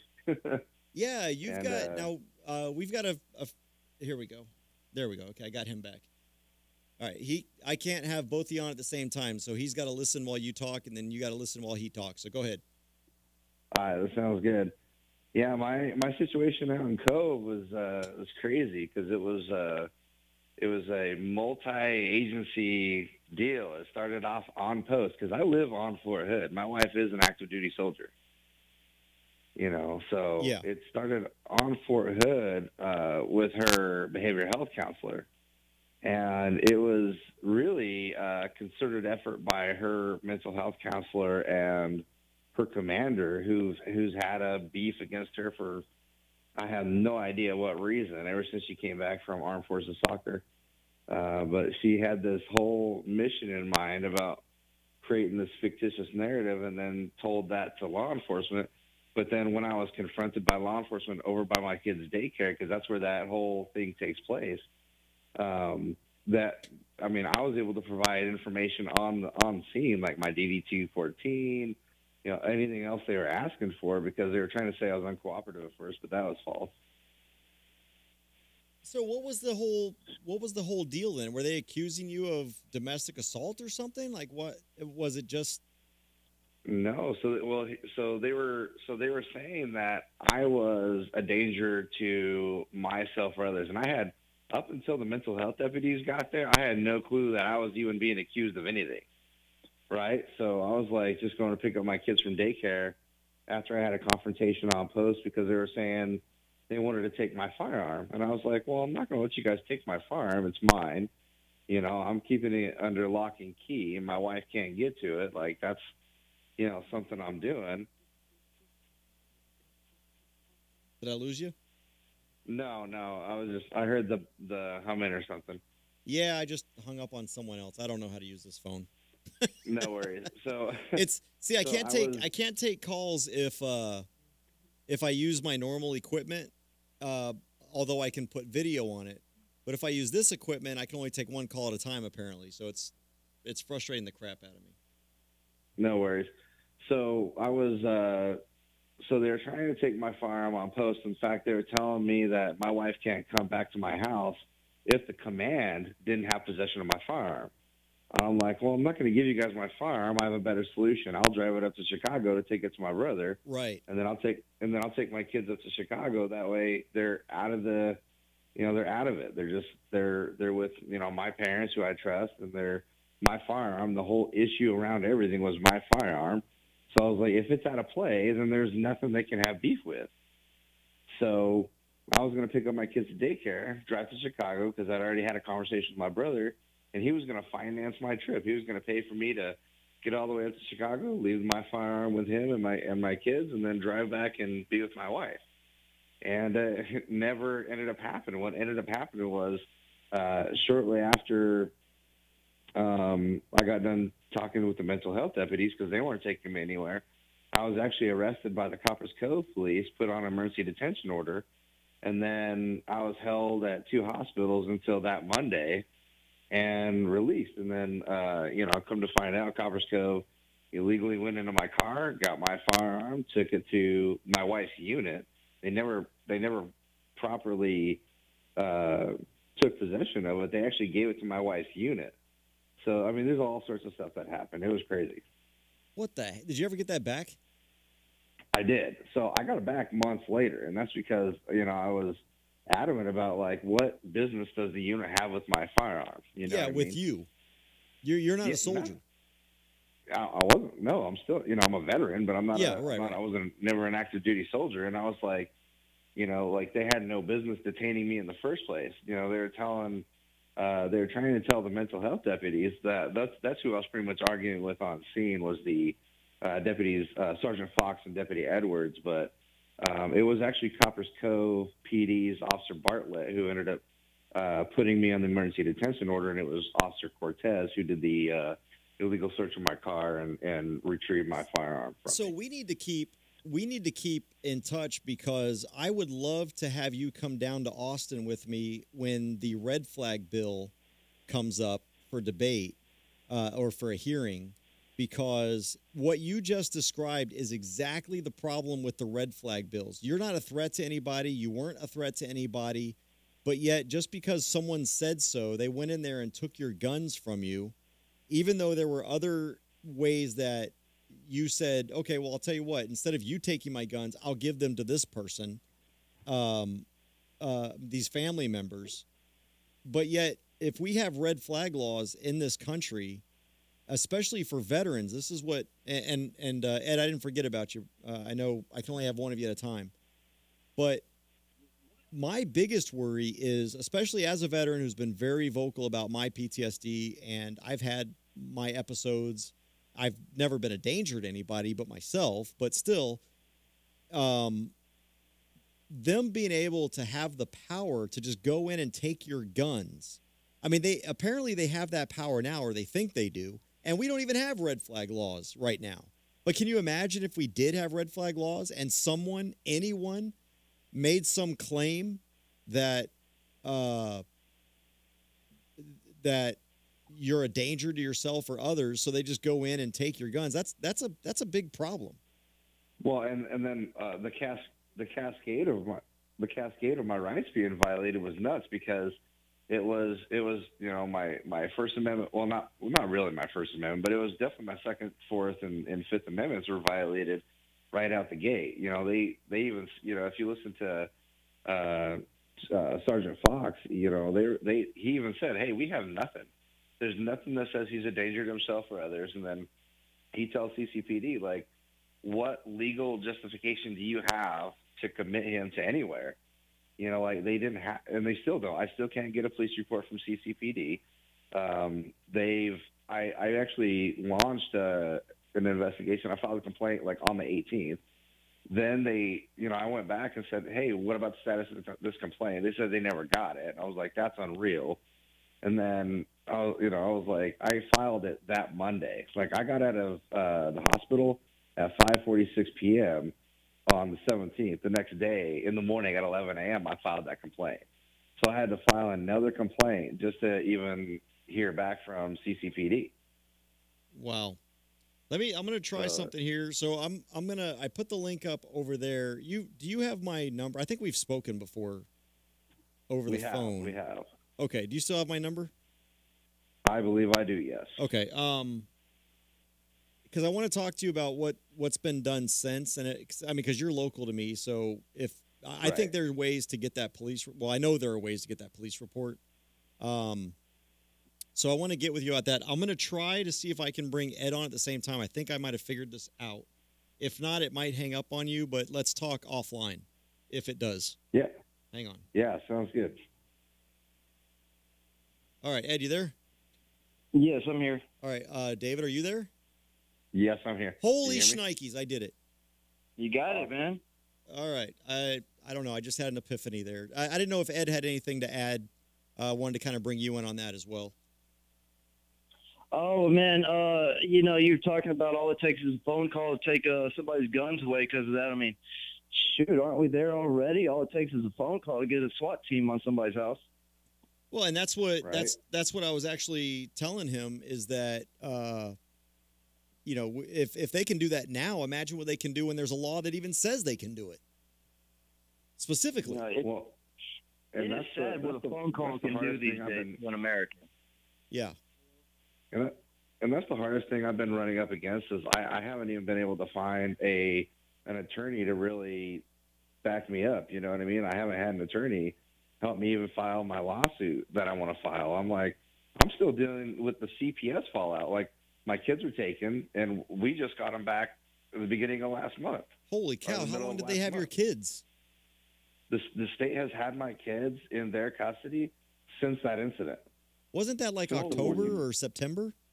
September 14th. Yeah. So they've had my kids in state custody since then. Like my aunt and uncle had them in Arlington, for most of it. But at the same time, they were still in state custody. And then, CPS has been up our ass all the way up until now. We have court on the 20th to end the case finally. I'm telling you what, I don't know how other people do it. I mean, I haven't been in that position, so I don't know. But I'll tell you what, the way no one, and this is my mentality, no one is taking my kids until my breath is gone. And I'm not saying that don't get me wrong. Again, I'm not saying everybody needs to be like this or that anyone's wrong for not doing this or feeling differently. But I will protect my children until I have no physical means to protect my children anymore. But I say that because of stories like yours. I know, and I would imagine if I was put in that position, I would think, okay, well, maybe this is going to be quick. So to make it easier on my kids or to ensure that no one dies, I'll go along with this because I know it's going to be over quick. And next thing you know, it's 5-6 months later. And that's essentially what freaking happened is like my mentality was like, okay, don't raise a fuss because it's going to look better for me if I'm not like combative, if I'm not like knocking these three little officers out. You know what I mean? Like it would, because I'm not a small guy, and I know with my background, Division I wrestling and everything like that, I could have made the scene a whole lot worse than it was. And I never had my firearm actually on me; it was in my vehicle the entire time. So I was just incredulous when they said, when they took me in the hospital, and then the doctor at the hospital was like, "No, you're going to be here for 3 days." I'm like, "For what?" Yeah. He's like, "Well, we have a court order to keep you here." I'm like, "There is no court order. Like, what court order do you have? Show me the paperwork." "Oh, well, we don't have to show you that." So what I plan on doing is I plan on taking, the individual officers from the Army, the hospitals, and CCPD, the county. I want to take everybody to task for this. And it's just been hard getting a lawyer that's worth their salt. You know what I mean? Well, I'll tell you. Well, I know you're in McLennan County, I think, technically, right? Yeah. Yeah, I was gonna say you're not gonna find any good attorneys here in Bell County anyway that are willing to help these kinds of cases because everyone around here has been so threatened. I mean, if you try to stand up to this county attorney, I mean, there's a few that have successfully. But I'll tell you, if you try to stand up to this county attorney and do something about accountability in this, at least in Bell County, yeah, good luck to you. I don't know what it's like in McLennan. I'm sure it's not much better because Central Texas, there's so much corruption at the county level, and all the attorneys here are so spineless. We have here in Bell County some of the most spineless attorneys I've ever seen in my life. And that's one of the reasons why I wanted to go to law school. I'm not afraid of a county attorney. I'm not afraid of prosecutors. I'm not afraid of my bar license. And unfortunately, too many are. They're afraid to do the right thing and help people who truly need help because all the money is in all these stupid cases and getting their clients a plea bargain. Well, that and if you would have witnessed that's why I filed two judicial misconduct cases against both judges that I've seen, because I was told in court when I went to court last time, I tried admitting the video into evidence, like the body cam. And I was like, I want this admitted into evidence. I started to say something, and I was told by Judge Mabry, she's like, if you say one more word, we're going to push this out to August. And I was like, so the state's literally holding, the judge is holding my kids hostage until if I said another word. And this is the problem with our robed oligarchs. It's, these people they basically believe they are gods because they're given a black robe. And they think that they control everything. Try when a judge enters. If you think you're free, try not standing up when a judge enters the room and see what happens to you because you don't defer the necessary respect to the government gods in their black robes. It's absolutely sick that these people have the kinds of power that they have, and I truly think our founders would be vomiting in their sleep if they knew what was going on. I mean, I think that's a lot of the reason Gavin Syme took off to Mexico, because he was fighting that exact same fight. Like, he's pointing out the same things you're saying.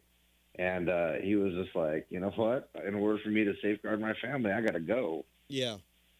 How sick is that you have to leave ostensibly the freest country in the world and go to a place like Mexico just to be safe from the system? That's just sick. It's absolutely sick. You're right. Crossed my mind before. Yeah. So, all right, guys. Well, it's 2:00. I've been doing this for 2 hours, and I do have to get back to my family and all that kind of stuff. So, you're good to go, bro. David, talk to me offline. Yes, sir. I want to see what we've done, what's been done, and what we need to do to put some pressure on Copper's Cove. They know me down there. I've had many interactions with law enforcement that they've had to back down on, and we'll figure that one out. Did you have anything else, Ed, you wanted to talk about before we left? I think we covered most of it other than the questions. No. Shoot, man. Feel free to invite me on if you ever need somebody to talk with again. All right. Well, I appreciate it. And, guys, I hope I could get your stories out there a little bit more. I wanted to let people know that this is the way that veterans are being treated. And I want to book it. So thank you guys for being on. I want to book in the show by saying that I don't think that veterans deserve special treatment in any way. As a veteran, I am no better than anyone else listening to this show who has never served at all. What I'm talking about is some of us, and a lot of people might disagree with this, but regardless of what you think about the overarching ideal of the purpose of the military and whether or not you agree with what the military is used for, there are people who do serve and do serve for the right reasons. Just like I said, there are some cops that serve for the right reason, and they truly believe in that oath that they took, and they are willing to take a stand and put their careers on the line. And there are soldiers that have done that as well. But when we have a system that is designed to serve those who do serve, which are the veterans, and that system fails the very purpose of, oh wait, do we have another call here? When that system fails to serve the very people that they're being paid to serve, then I have a problem with that. Let me take this last call real quick, and then I will completely bookend. No more calls. So if you're listening, no more calls, because this will be the last one. Is this Zaxi? Oh, are you there? Oh, I lost him. Okay, well, try back one more time. But the bottom line is it's all about accountability. Look, if you don't want to take care of our veterans, then just abolish the Department of Veterans Affairs and stop taxing us for this department. Here we go. Let's try this one more time. All right, are you there, Zaxi? Hello. Hello. Oh yeah. I just wanted to say I got my cream, so I'm good. But I wanted to talk about this amendment, the booty itch amendment. I think everyone who's booty itches should receive the cream. That's why you called? That's it? Yeah, I saw the number, so that's why I answered it. It's amazing that some people. It's a good thing I believe in freedom, because some people, I I would just lock up anyway, just because they're freaking idiots. So that's all right. I let people be idiots. So that was 619-536-7809 is the number that keeps calling. So just so you know, I mean, if he wants to call us and be an idiot, why don't you call him and be an idiot? I think that number is 619-536-7809. There you go. Let's see if he likes it. All right, guys. So that's all I really wanted to say is that if you and I are forced to pay for a service, such as the Veteran Affairs, then that service should be providing the services that it's supposed to. And when this country sends soldiers to fight in war, and again, I'm not going to argue whether or not you think that's justified or not, but when the government sends citizens to go and fight its wars, it has a duty and an obligation to take care of those people when they are affected by those wars. It has a duty to take care of them. And that's the main issue that I have with this and why I wanted to bring it up. And the red flag laws are going to affect disproportionately veterans as opposed to everyone else, especially combat veterans. And that's an issue. Now, red flag laws are an issue for everybody. I believe everybody should be treated fairly. As a matter of fact, as proof of this, I go down there, and if you look at Open Carry Texas and you go on and you look on the bill tracking page, there are several bills out there that would allow people like me, veterans, retired police officers, judges, things like that, that allow people like me to get away with not having to pay a fee to get a license to carry or a renewal or something like that. And I oppose those bills. I oppose those bills because I am not special. I have just as many rights as everyone else does. So, and again, if you want to call Zaxi, his number is 619-536-7809. He obviously wants some attention here. I'll put it in the chat room as well here. There you go. He obviously wants some attention. His mom didn't love him enough as a kid. I'm sure he was probably abandoned. Didn't have good fathers like Ed and David there who actually care about their kids, and was probably stuck in the corner or a closet most of his life. So he needs love. So give him a call there. There's his phone number. And if he needs extra cream, I mean, you might want to ask him for an address. Give him some cream. Maybe you have a cream that is has a little more lubricity. You know, it's the lube is a little bit better. You might be able to offer him, maybe even send him some free samples of creams that he can use. I'm really just trying to help him out, her out. I don't want to misgender someone from California. And who knows? Maybe you can send him one of those teddy bears that has the little orifices that he can use. So, you know, if he gets bored, he's got a nice teddy bear there that he can love. And, you know, I'm here for you. I'm here for you. All right, guys. I am going to end this because it's already gotten weird. And you guys take care, be safe, and be free, unless you're in California.